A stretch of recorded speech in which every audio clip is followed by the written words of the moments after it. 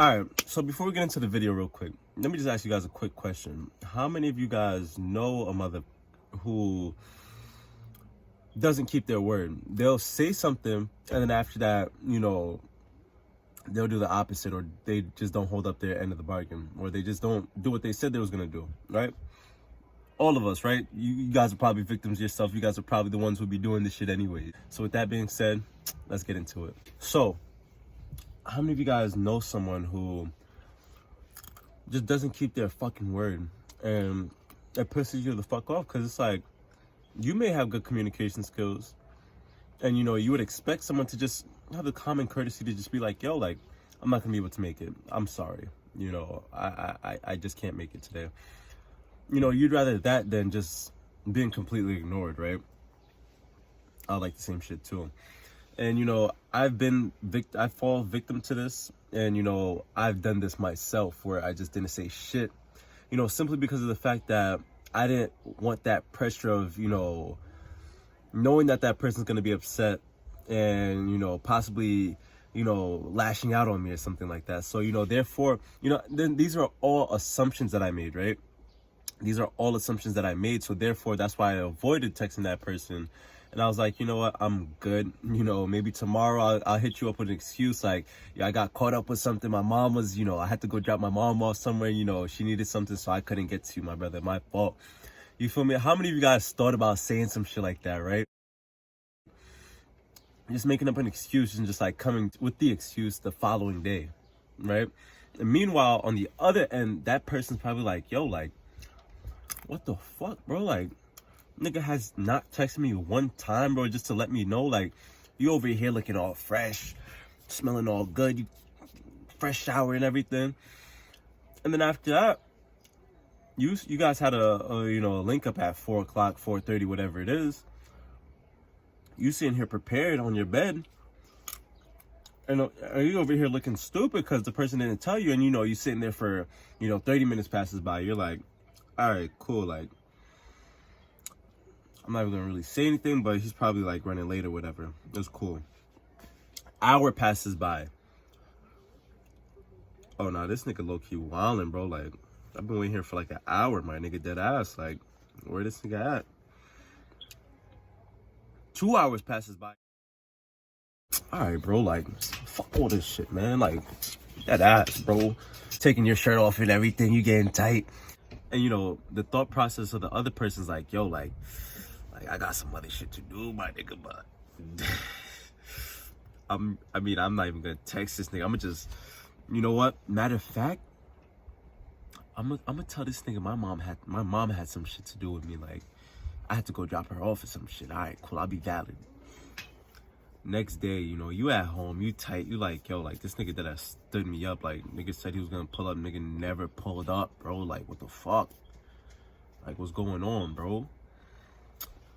And then next day comes, you wake up, looking at your phone, you get a text from your boy like, yo, bro, my fault, bro. Like, I know we were supposed to link up at 5, but like, my mom called me around that time, and I had to rush to go get her some shit, bro. Like, I had something to do, bro. Like, and like, the shit took me all day, bro, so I couldn't even really hit you up. I was just mad occupied, bro. I was driving, I wasn't trying to be on my phone, this and that. And in the meantime, you're like, this bum ass nigga trying to chat right in front of my face like I'm some stupid ass nigga. Come on. And then on the other end, your boy's like, yeah, he probably falling for that one. That was a valid one right there. Bro, like, you could have just told me, like, you could have just sent a text at 5 o'clock, like, yo, bro, I had to go do something for my mom. We can't link today. You feel me? But the fact that the other person felt so bad, and the fact that they feared what that person would say to them, they were like, you know what? Let me just avoid this. Let me just avoid this whole shit. All right? Let me just avoid the whole thing and not even say shit until tomorrow morning when I feel better. When I wake up fresh, right? And it's like, you could have done the homework that you had to do for class. You could have go link that shorty that you wanted to link, that boy that you wanted to link. You feel me? You could have done a whole bunch of shit. You could have watched some Game of Thrones, you feel me? Some Game of Thrones, whatever you wanted to do, right? But you didn't get a chance to do that because you were up here waiting for 2, 3, 4+ hours on the person, hopefully thinking that they would come through, and they didn't, right? So let me tell you guys how to solve this situation. I know I've done this before. Like I've done all those things, everything I just said. I've done that shit before to myself. I've been on both sides, right? I've been on both sides of it. So it's like I know exactly how the thought process goes.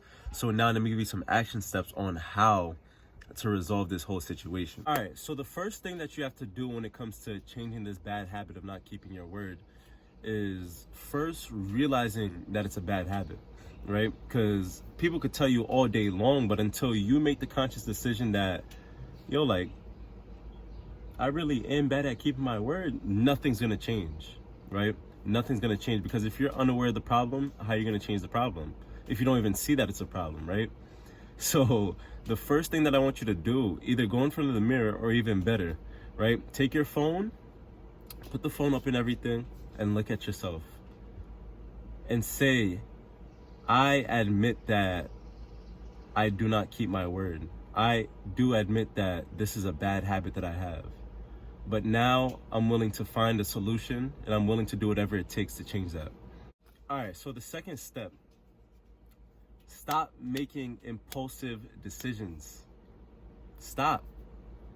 A lot of people, when they're around their friends, and the friends ask them to do something, or, you know, ask them to make a commitment, they're like,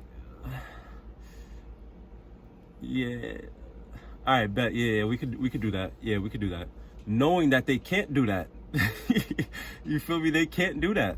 So it's like, tell them up front, yo, bro, I'm not gonna hold you. I'm not gonna lie to you, bro. I don't think I'm gonna personally be able to make it. I don't think I'll be able to make that commitment. Just be honest. A lot of people run away from saying no, and I realized that, you know, I was setting myself up for failure, agreeing to something I knew that I was gonna flop on, or, you know, I was probably gonna be late to. So it's like, that right there, you're setting yourself up for failure. You know, people are looking at you like, yo, like, this nigga's always late. The fuck? Bro, you doing your makeup inside or something, bro? Like, what's going on? What you was doing, bro? Like, I told you I was gonna be here at 12, and it's already like 12:45 right now, bro. Like, what's going on, bro? And, you know, you don't want people talking like that about you. It's not okay. I'm telling you right now, it's not okay. All right, you want to be that person where people are like, yes, I could count on that person. He said he's gonna be out at 12. I'm gonna make sure I'm there at 12 o'clock, because I know he's gonna be on time. You feel me? People are gonna start respecting you more. All right, so stop making impulsive decisions because you're setting yourself up for failure. All right, now step number 3, right? Give your word less often. You don't have to, as soon as somebody asks you for something, you don't have to, you know, be so quick to be like, all right, yeah, we could do it. Take a second, bro. Take a second. Take a step back and be like, yo, matter of fact, bro, I'll get back to you on that. I'm not really too sure now. I might have some other things going on, but I just can't make that decision right now.